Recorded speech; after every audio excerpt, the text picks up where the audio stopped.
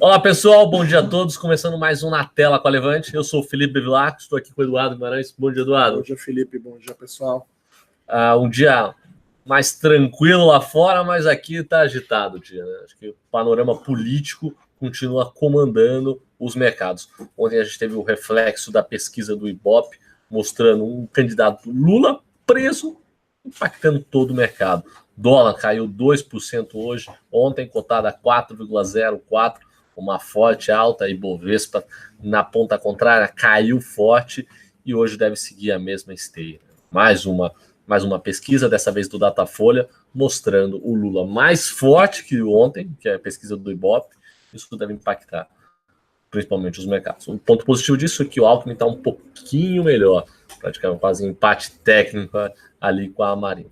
Lá fora, sem grandes notícias, Turquia volta a operar, o feriado por lá acabou e esse é o principal ponto. Tem uma questão também nos Estados Unidos relacionada a Trump, um amigo, vamos dizer assim, muito importante no processo da campanha, advogado, fez uma série de declarações que colocam o Trump em uma sinuca de bico. Então, principalmente relacionados a fraudes nas eleições. Então, não impactou tanto os mercados por lá. O S&P, que a gente olha, a Bolsa Americana, está caindo 0,17%.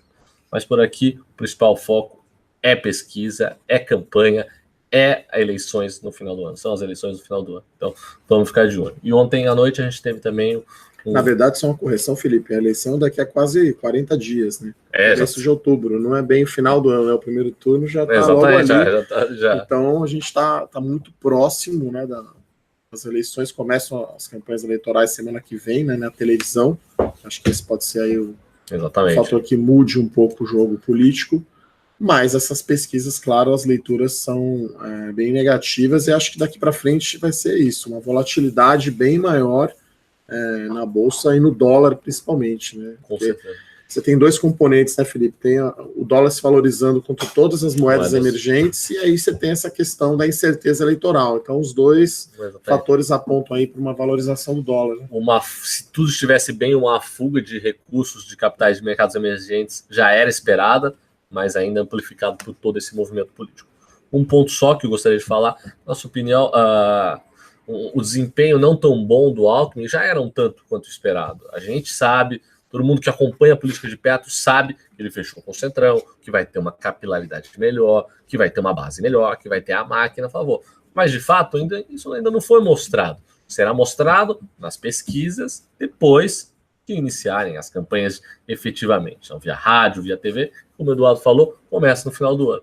Então, era um tanto quanto esperado. Vamos ver como ele se deslanchará nas próximas, principalmente nas pesquisas no começo de setembro. Essas sim serão de suma importância. O cavalo dele ainda não foi posto para correr, né? Que é a máquina, vamos dizer, estatal, os prefeitos e as campanhas de TV. Ainda isso ainda. Então, o que realmente espanta aí, enfim, sem tons muito políticos, é um cara preso de ser o líder das pesquisas, né? Esse é o nosso Brasil normal, né? Então isso realmente é um pouco espantoso, né, Felipe? Com certeza, é complicado. O cenário político aqui no Brasil sempre é complicado. As últimas eleições mostraram isso, até um último momento de tensão. Dessa vez não é tão binário o cenário, é tem diversas chances de termos um novo presidente. Antes era sempre o PT ou o PSDB.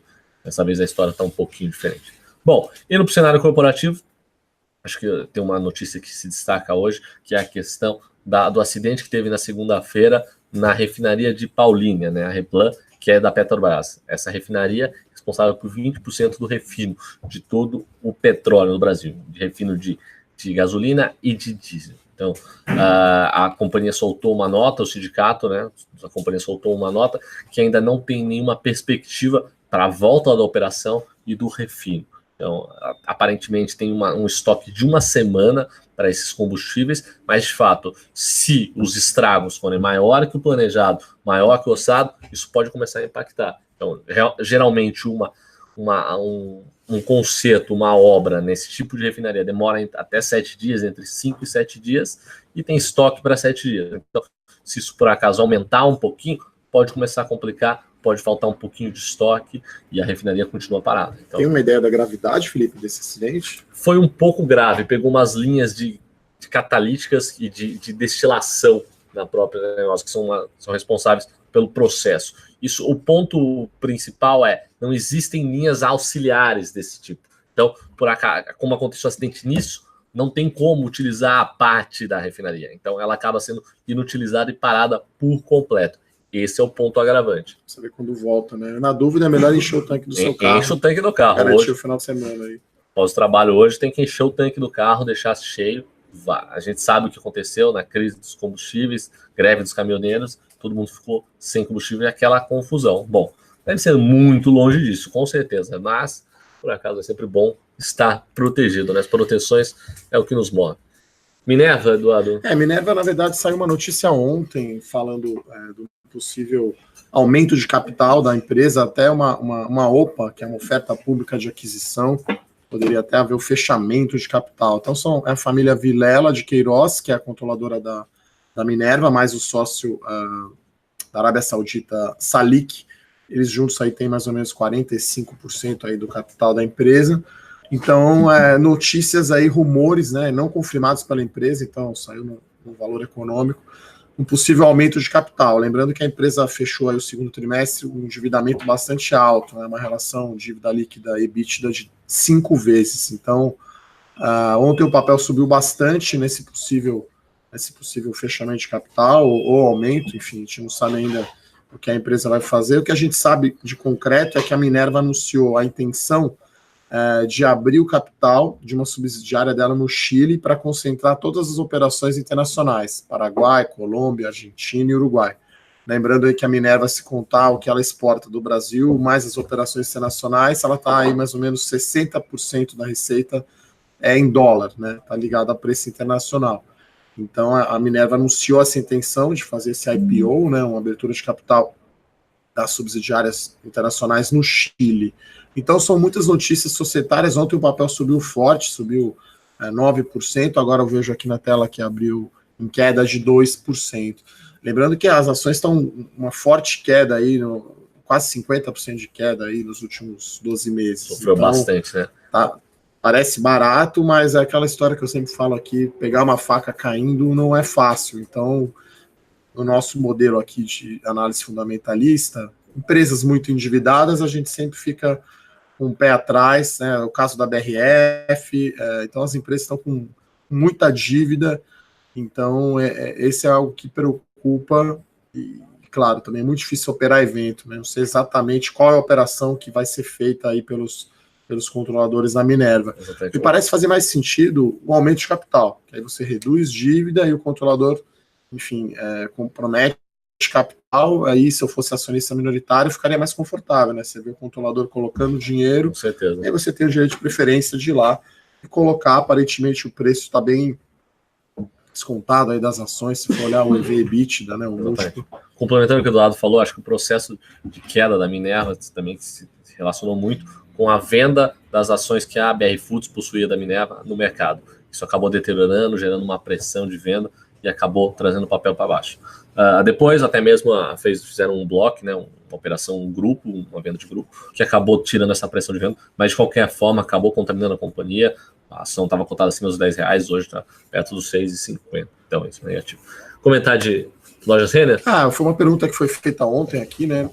Lojas Renner é uma empresa muito bem gerida, acho que é um consenso no mercado que ela tem as melhores gestões aí do varejo brasileiro, mas é uma empresa mais cara e uma empresa mais, eu diria, focada em valor e não tanto crescimento.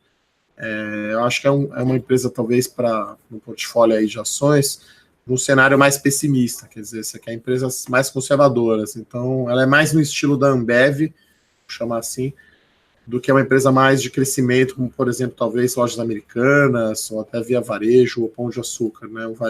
É uma empresa que tem algumas peculiaridades, que é a questão do vestuário, se aquela temporada a coleção foi bem ou mal, mas a empresa sempre tem um histórico de crescimento, vem das mesmas lojas muito forte, né?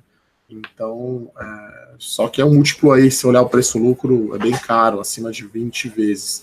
Então, acho que é uma empresa interessante, talvez, aí olhando os cenários, a gente não sabe aqui quem vai ganhar a eleição, né? No cenário mais pessimista aí, é uma empresa que vai performar bem, mesmo com um cenário econômico de reformas mais difícil. Acho que seria um call mais defensivo, o de lojas Renner. A gente está analisando também, junto com outras empresas aí do setor de varejo.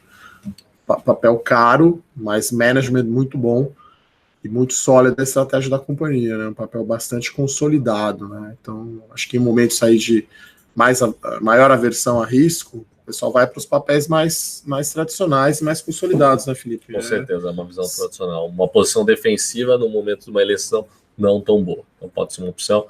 A rentabilidade da companhia é boa, a companhia entrega muito resultado, como disse o Eduardo, foco na qualidade, foco na geração de valor.